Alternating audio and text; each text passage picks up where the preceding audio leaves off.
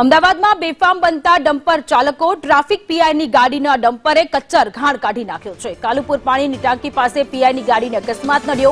રામદેવ કાર્ટિંગ લખેલા ડમ્પરે અકસ્માત કર્યો છે। પોલીસે ડમ્પર ચાલક રમેશ કટારાની ધરપકડ કરી છે। અમદાવાદમાં બેફામ ફરતા ડમ્પરો સામે હવે કડકમાં કડક કાર્યવાહી થવી જોઈએ। જિગ્નેશ ફોનલાઈન પર જોડાયેલા છે। જિગ્નેશ, ફરી એક વખત અકસ્માતની ઘટનાઓ સામે આવી રહી છે। સરકારી ગાડીઓ માટે પણ હવે તો ડમ્પરો માથાના દુખાવા સમાન બની ગયા છે।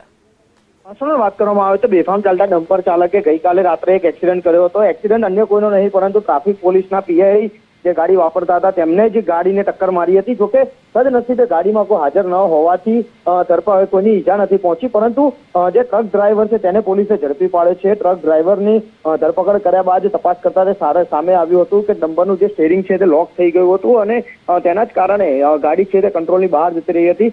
આરોપીનું નામ અલ્કેશ કટારા છે, જેની પોલીસે ધરપકડ કરી છે અને જેની પોલીસે વધુ તપાસ શરૂ કરી છે। આખરે બનાવ જે બન્યો તે કયા સંજોગોમાં બન્યો, સાથે જ જે તેની ગાડીની સ્પીડ કેટલી હતી, કેટલા સમયમાં તેને આ અકસ્માત કર્યો છે, તે તમામ મુદ્દાને લઈને ટ્રાફિક પોલીસ અત્યારે ગુનો દાખલ કરી વધુ કાર્યવાહી હાથ ધરી। જી જિગ્નેશ, આભાર તમામ વિગતો માટે।